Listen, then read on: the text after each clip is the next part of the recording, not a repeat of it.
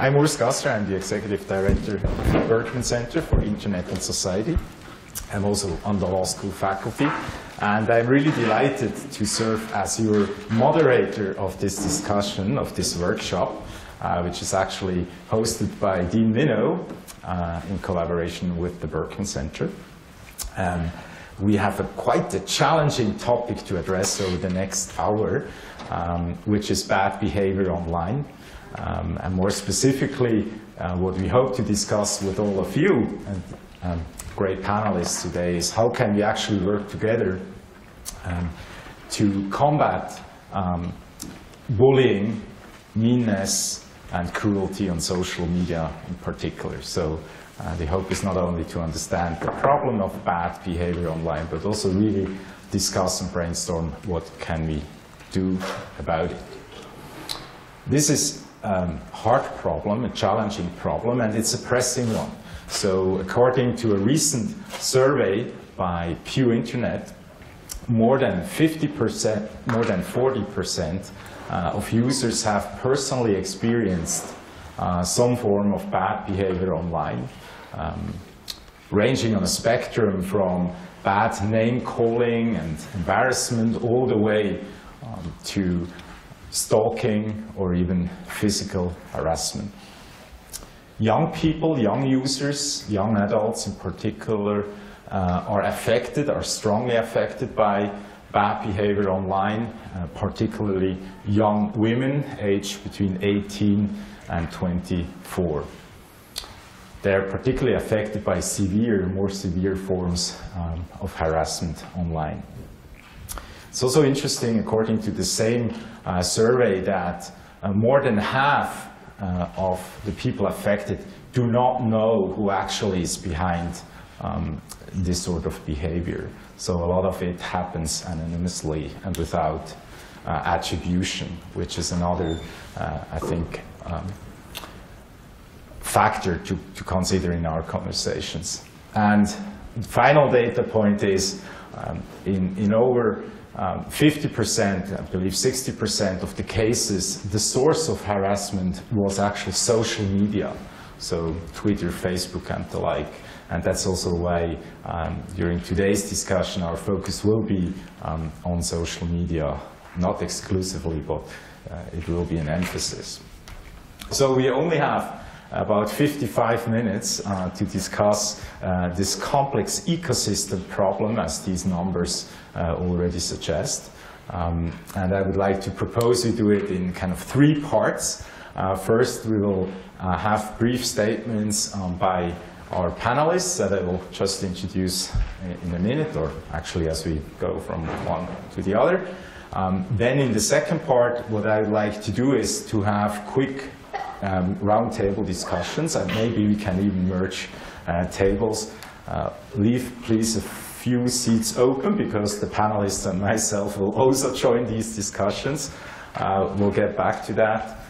Thanks to the moderators who will self-identify themselves for facilitating these group conversations. And then in the last third part, we'll actually collect some of the ideas and go around the room and see what we can do about the problem that we're going to describe a little bit more in the first part of this session. Does that sound like a good plan? Yes? All right, great. I should mention, as you see, this is recorded, but it's not live streamed, and we will make sure that we can also preserve the privacy of the feedback that we receive from all of you. So it's mostly the first part of the panel that we will make available to a larger audience, if that makes sense. Any questions, suggestions? So this will be very much peer-produced, so enjoy the pizza now. Afterwards you have to get to work. You know, we all warm up on this very cold day. I'm sure it's even freezing in here. So Susan Benesch is a professor at the American University. She's also a faculty associate at the Berkman Center and the director of the Dangerous Speech Project. Susan has studied very, very closely over over several years what's happening in the online space, what's happening in social media with respect to what we may term harmful speech or dangerous speech or bad speech, bad behavior more generally. I was wondering, Susan, acknowledging that this is a hugely complex issue and even it's unclear what the it is, since bad behavior has so many different forms of the way it expresses itself, from, as I said, mean behavior and name calling, but may even translate into physical harassment. So can you help us, based on your research and your observations around the world actually, how do we even think about this challenge that these few numbers captured so kind of in a rather abstract way? What do you see as the most pressing issue when it comes to bad behavior online and social media? First of all, thank you. It's a great pleasure to begin a conversation with these magnificent panelists, and at least as much with all of you. I'd like to pick out one of the statistics that you've just heard, and that is that a huge number of people who have been harassed or in some other way harmed online don't know who did it or who's doing it. So that's kind of a new feature of bad behavior that is now in a way facilitated by online life. You can imagine before the internet, if someone wanted to insult someone else, the chances are that person the chances are much greater that it would have been done in a non-anonymous way. In other words, now we see speech that is, I'll say speech meaning content. Any kind of content could include a photo or a video. Content that is intended to hurt someone else is so easily delivered, intentionally or unintentionally, in fact. Content that hurts someone else is delivered online, often without identity. This is both shocking and horrifying, and means that there's much more harm in the sense. Let me give you an example of this. Pre-internet, if someone wanted to tell a racist joke, the chances are that that person would have told the joke in an offline space where he or she knew the audience and could make a reasonable guess about whether that audience would laugh at the joke, would support the joke, would agree. Now it is increasingly common that that joke will be told online, so that some people who like it, approve of it, will see it, and then other people who are hurt by it will also see it. One way of describing this is that the barriers between the internal speech of normative communities come down online. In other words, we become privy to the speech that we would not have known about before. So that's a whole classification of horrible speech that now does damage where it wouldn't have before. That may actually present an opportunity for diminishing speech that we wouldn't ever have had in the past. So, of course, it is very damaging and very painful. Just to finish very quickly with some classifications, there is speech that is aimed at one person. This is what we often talk about, what we often mean when we say cyberbullying. And then there's a lot of speech that is aimed at a group of people, a gender, a race, people of a particular sexual orientation, etc., which harms individuals, of course, because they're either members of that group or they're not, and it still harms them because they sympathize. It's worth, though, I think, thinking differently as we try to face this problem about the speech that is aimed at individuals as individuals. That's the cyberbullying. And the kind of speech that is instead denigrating or attacking a group of people. I hope that those will be some beginning useful observations. Thank you so much. which category are you more concerned about currently, and would you say this is a different story whether we look at the US or whether we look like at Myanmar? I know a country you've been following very closely. Where is the, your level of uncomfortableness with respect to these categories? I ducked your question, your original question, which is the worst, which are you most concerned about, because it's so difficult to say. If someone is being stalked or threatened or harassed online, an individual, that can literally lead to someone's death, as we all know. And it's very difficult to say that anything else is worse than that. So I think I'm going to continue to duck, but also say that the type of speech that I began observing some years back and led to this term dangerous speech, and the project that I now run is speech that is meant to turn a whole group of people viciously and violently against another group of people. That's a tremendously worrisome, different phenomenon. In other words, if I tweet at you or communicate directly at you online, telling you you're awful, telling you, God forbid, to commit suicide and so forth, that's, as I said, absolutely horrifying and can actually lead to someone's death. It's a direct harm, though. The harm is directly, the impact is direct on the person to whom I'm aiming that speech.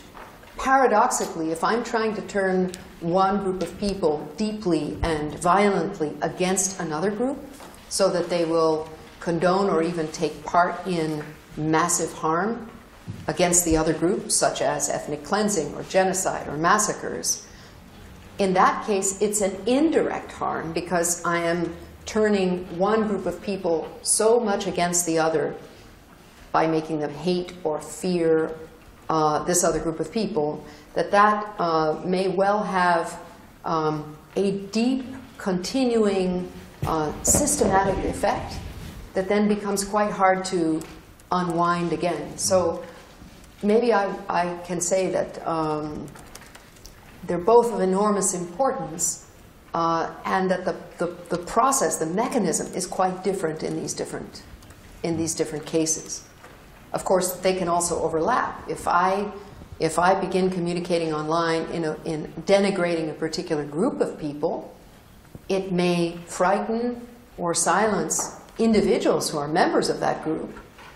That's the direct harm, while also turning other people against them and all of the other members of the group in this insidious, systematic, and unfortunately quite powerful and durable way. Thank you for this very helpful taxonomy. I think that gives us some, at least, framework to map the various issues that we will continue to discuss. So Perry Hewitt, our Chief Digital Officer here at Harvard, in the last week of your current job, I'm sad to say, Perry has been absolutely fantastic. Reflecting back on your time here at Harvard and what you've seen in this also very rich ecosystem and online space that you've helped build, but also looking, of course, at other institutions, educational institutions, reflecting on what Susan described as different categories where things can go wrong and have really bad impact. Out of that, what has kept you awake during the night? What have you been usually Reddit? Yeah. But thinking more generally, so I started my career early on the internet when 94, 95 in London, and then working with big publishing houses, thinking about how to use the internet for educational purposes. And I think one of the big challenges is that you think about what's the role of the individual. You're saying the individual can cause this individual harm, or this individual can create this chilling effect of one group against another group. But I also think about what's the role of the system. And the system is created by the institution in creating a safe space. And what is the responsibility of the system, whether that system is created by an educational institution, a publishing house, Ithaca or by Facebook or Twitter in monitoring, optimizing, improving the experience of the participants. So I spend a lot of my life thinking about where the rubber meets the road around how do you build the systems, how do you manage reporting, how do you think about things like comments. If there's one thing I think I've left as my legacy of Harvard, it's encouraging people not to add comments to their websites, because when they do, they end up calling me to say person X just wrote with issue Y, but they're this person, or they have a faculty appointment at X school, and how do we begin to manage that? And then I think about what's the cost of that, right? Who has been silenced by not adding those comments? And there's a risk inherent to doing that as well. So I guess I'd say, well, I agree with the two issues you pointed out. I'd raise a third dimension, which is what is the institutional responsibility in limiting, I don't believe eradicating because we live in an imperfect world, limiting cyberbullying and attacks on one group on another, and what are the very mundane but critically important technological components that can make that happen. We'll certainly return to that when we talk about or brainstorm possible solutions, or at least approaches how we can deal with the problem. So, mic issue. So in the meantime, Sandra, you've been, Sandra Cortesi, she's the director of the Youth and Media Project at the Berkman Center. She's also a fellow at Berkman and has done extensive work with young people, actually. And we've heard, just from the few statistics I referenced early on, that young people in particular are often involved, affected by, but also play an active role in incidents such as cyberbullying and other forms of online harassment. Now, you've done extensive focus group surveys, or interviews, I should say, some of the largest in the country, talking to hundreds of young people. Looking at it from this youth perspective, and maybe turning it around, because so far we've been talking more from an adult perspective, either as a researcher or as someone who's in charge of an institution and shapes policy organizationally. How do young people think about this problem and its scope? Thank you, Urs. That's a very good question, and I'm happy to share some observations with all of us that maybe then also help us with the group exercise later on.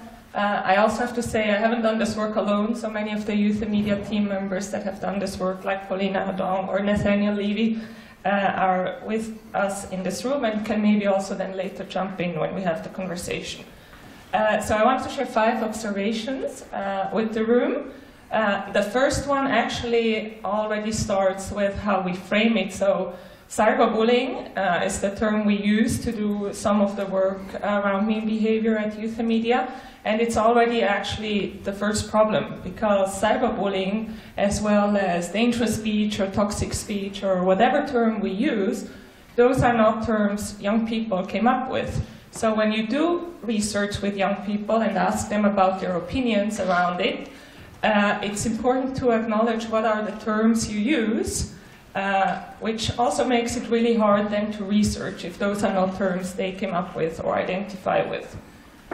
Second observation, particularly how does online and offline relate and how they feel about it.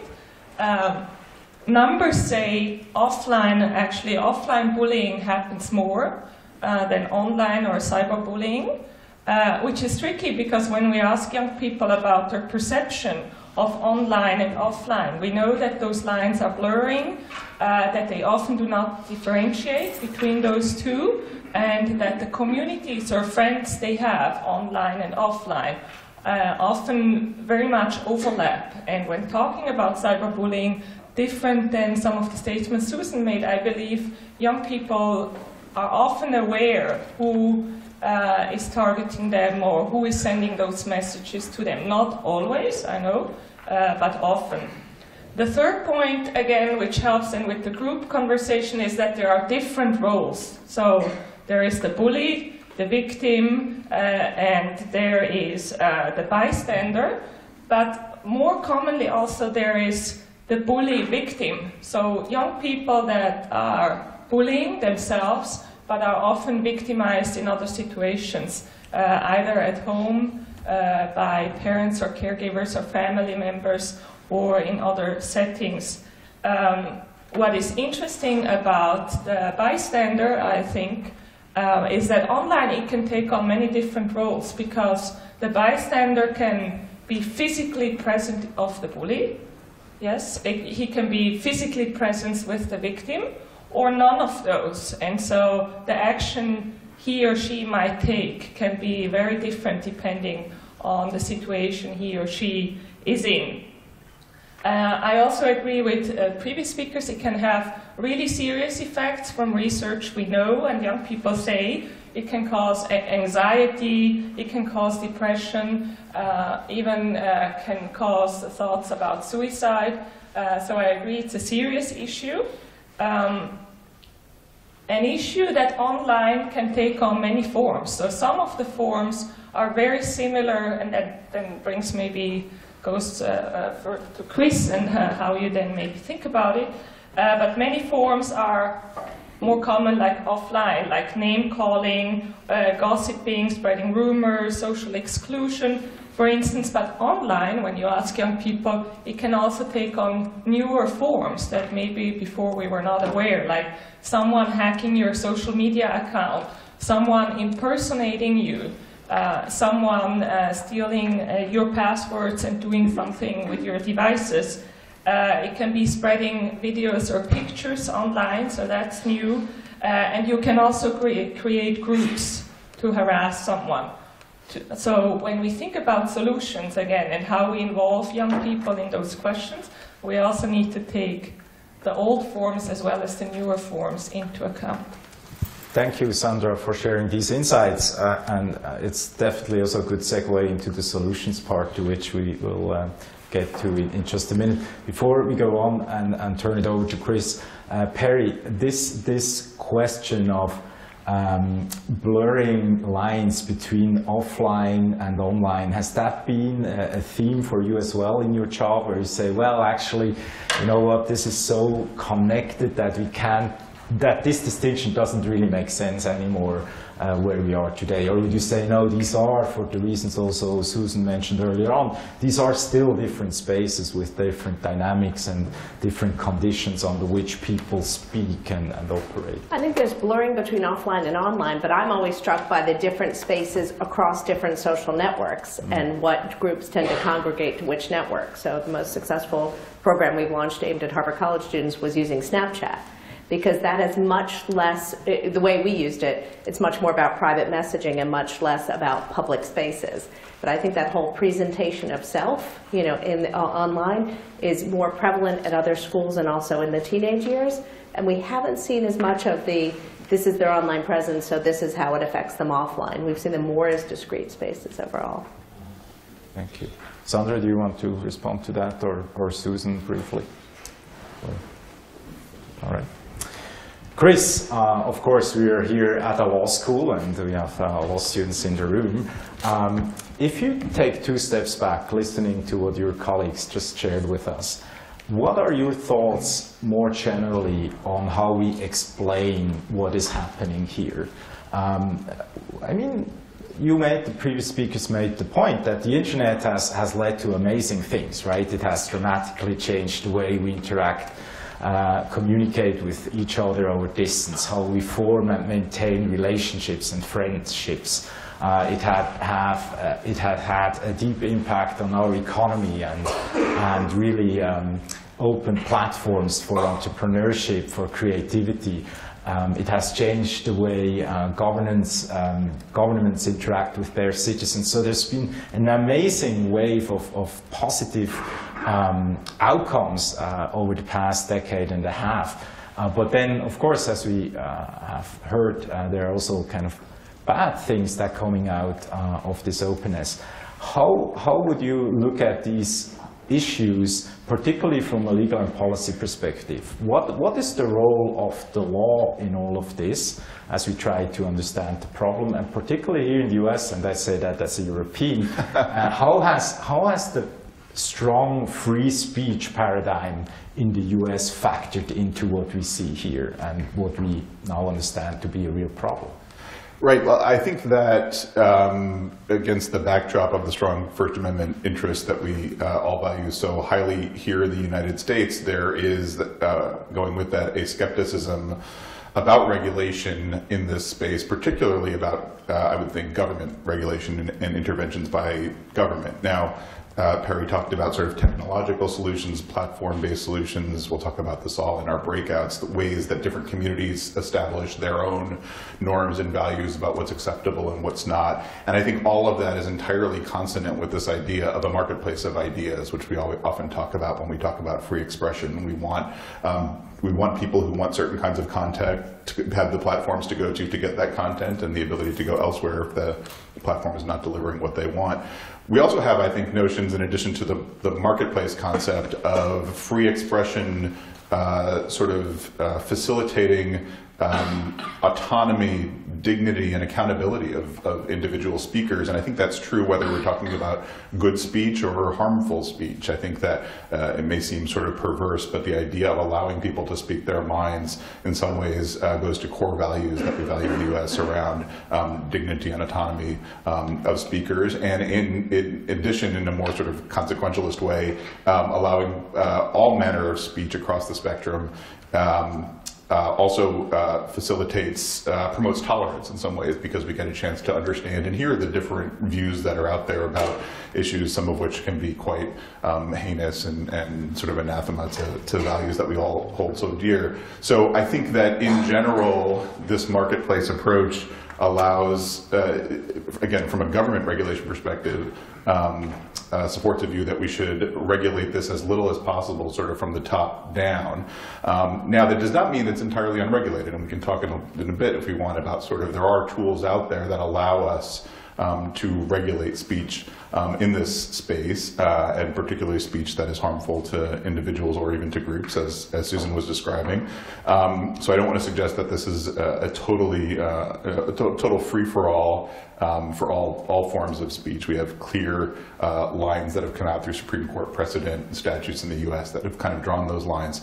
But I think that as we think about solutions, I would encourage people to bear in the back of their mind that there is some value in all speech, good or bad, positive or harmful, and that we should be at least mindful of what role the government plays in telling us what we can and can't say. Thank you, Chris. So I hope you also agree with me that this sets nicely the stage for more conversation. And originally the plan was to hear from everyone, okay, where are the possible solutions, or at least what are tools in our toolbox to address some of the challenges that we just outlined. But I think it makes sense actually now to break into groups and discuss this very question, and to turn it a little bit into assignment. What I would like you to do is actually to write on sticky notes maybe 2 or 3 ideas that each of you have. What can we do as individuals when we encounter situations such as our panelists described?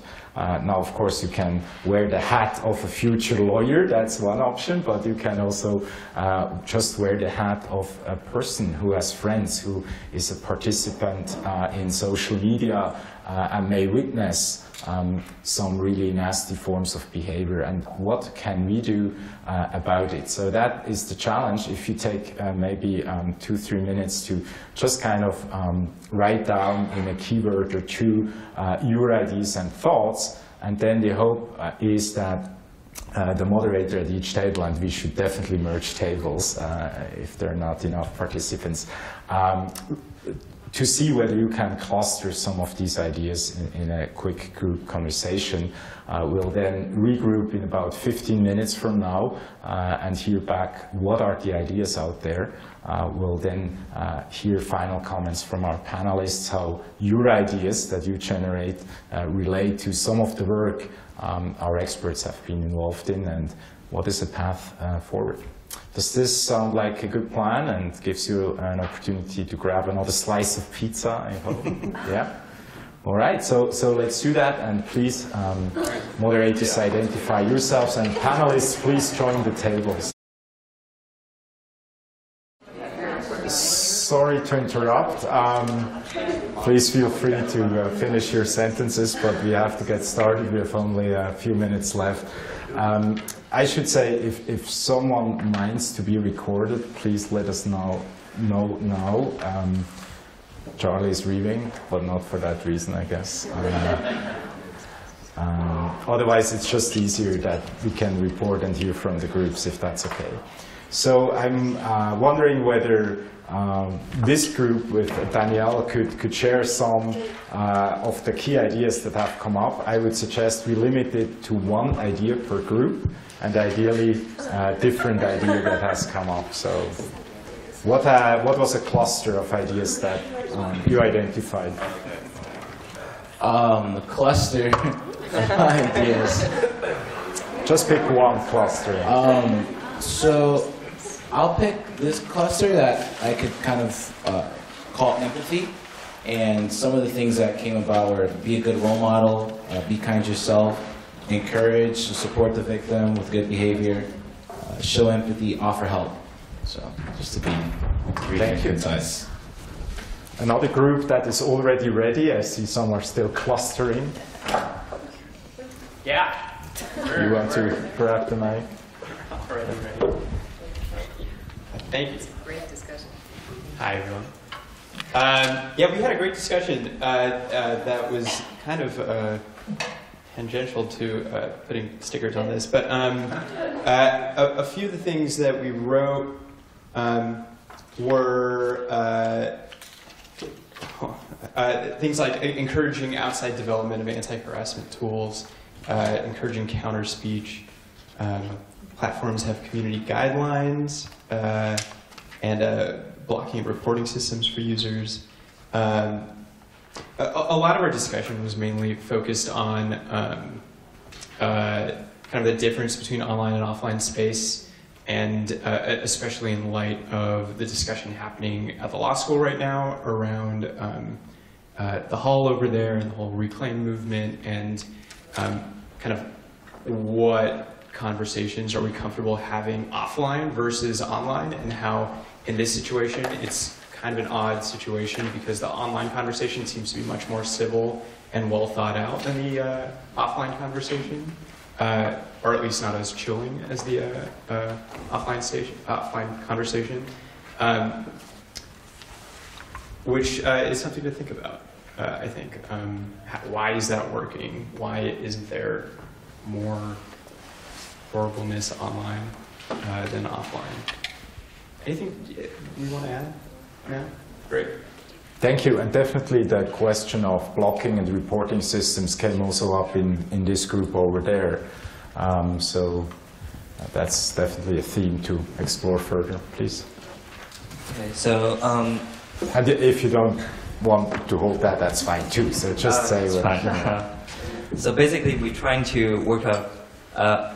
We figured that it's helpful for the government and the legislation, the judiciary system to work out a principle, much like the freedom of speech, and to give a guidance to what kind of information are allowed online and what are illegal. And then we also think that it's helpful for the purpose of education, that the community should, teach themselves or help each other to have a better idea what kind of speech will constitute the online bullying, and try to refrain from these actions ourselves. And then, and then we need to the platform supplies. So like I can't remember which one that is. Yeah, so I still remember some of them. Like we need to, some online platforms such as the Facebook and other social media, that they will try to figure out some sort of self-censorship, that they can be responsible for those. They can respond well to those reports where individual filing a complaint about some online bullying. I think we stop there. This is great. Okay. Otherwise, thank you for sharing out. this was clearly a very law-focused group, so that's very exciting, of course, for me to hear. Genevieve, do you mind to share one or two ideas from your group, please? Well, as everyone else was talking, we decided to cluster this in the ways that I think we were talking in our group. And so there's two main ways we thought about addressing it. It was either individual, or at the structural or platform level. And it turns out, the way we were talking, we felt that we could be most beneficial and actually have the most change if we were addressing the environmental, structural, platform aspects. So some things we kind of coalesced around were the idea of maybe creating some sort of multi-stakeholder groups or rules to present some sort of united force, maybe from NGOs and scholars to suggest things. The idea about right to be forgotten verification system to combat harassment was also something. There's also some dissent about whether having some sort of multi-stakeholder policy would really be useful, and maybe we should still work at addressing it at the platform level, but each platform should have their own way of approaching things. So basically, core principles at the platform level. We also thought about some things individually too, but not as exciting. At least, just we weren't as passionate about them as at the platform level. But some ideas were the idea of creating and injecting counter stories or nullifying stories as some sort of positive injection into debate. But basically, platforms win. Thank you. So I put that back here. So great, thank you so much for sharing that. And I grab this mic here quickly. So Sandra, you for the final round of comments from our panelists, if you don't mind. So your group discussed empathy as a concept, and that's the one at least that Danielle picked and featured. If you think about kids and empathy, what comes to mind? What's our role, perhaps also as parents, as educators, to foster empathy? Wow. I think first and foremost we have a responsibility as role models, and so showing empathy as well as giving guidance and show good behavior and kind behavior online. Start with where you can, and that's with yourself, for sure. Thank you so much. Susan, if I may approach you, your group, not surprisingly, has mentioned the word counter-speech. What is counter-speech, and how promising is a counter-speech approach? In brief words. I know this is a worthy topic for a long conversation, but nonetheless. So that was intriguing and delightful for me because someone else in our group mentioned counter-speech. I didn't. It is, after all, something we know, thanks to Justice Brandeis, writing in 1927, that the solution to bad speech is more speech. The curious thing is, folks, neither we lawyers nor we internet scholars have got a smidgen of data on that, as far as I know. We have no evidence whatsoever. We've just been believing that as a kind of piece of, at least our United States national dogma. So I have been trying to study it a bit online, since we have much more chance of learning something about that online than offline.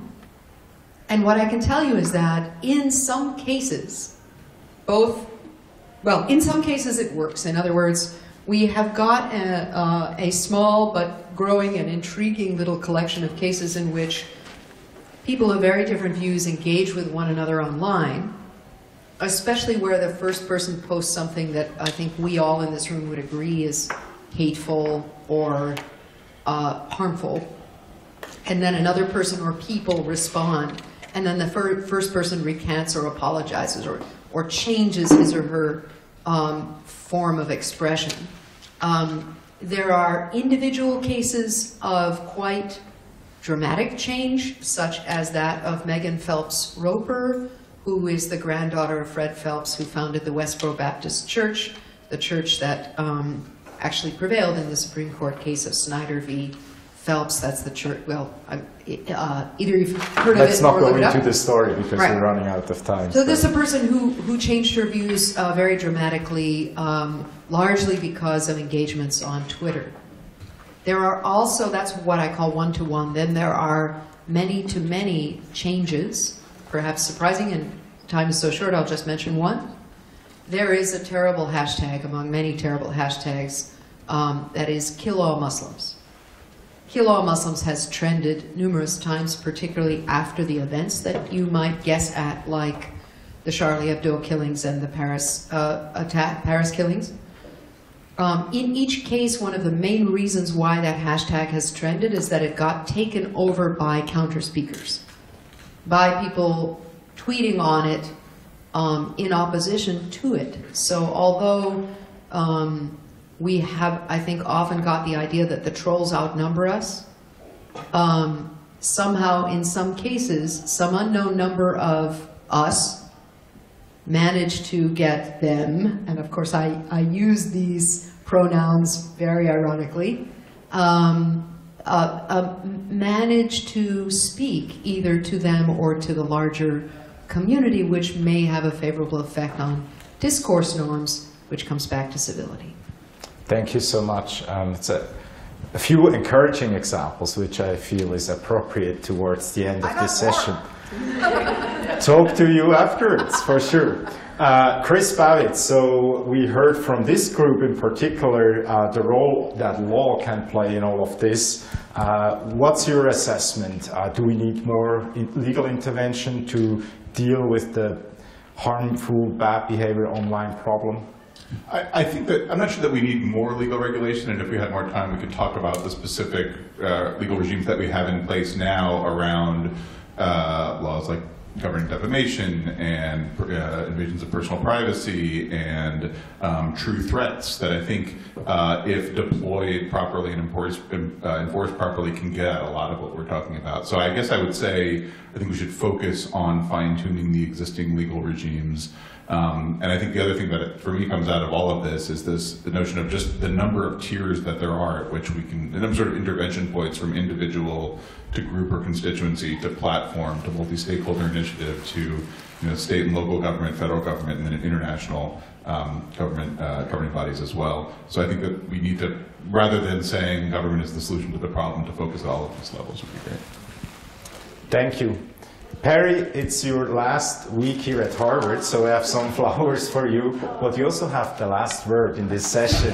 So listening to these various ideas that have come up here, what makes you most optimistic for the future? Well, these flowers to start, absolutely. I would say what makes me most optimistic is the fact that despite all the chilling effects, despite all the silencing problems, despite all the platform inequalities, that we're still talking about this, and these voices are, for now, still heard. I think there's still a very robust dialogue around these issues, and I do think the platforms are beginning to take seriously. If I think about the platform improvements, if I could wave a magic wand and make, I would think about the algorithmic improvements, I would think about user experience improvements, and I would think about nudge improvements. When you talk about the interplay between platform and individual, I think what are the ways in which systems like civil comment have you rate other comments to get you in the mindset of, oh, what I say may have ramifications, and this is what a good, fair, and true comment looks like. So I hope that's something, to Sandra's excellent point, we all model and exemplify online. Thank you.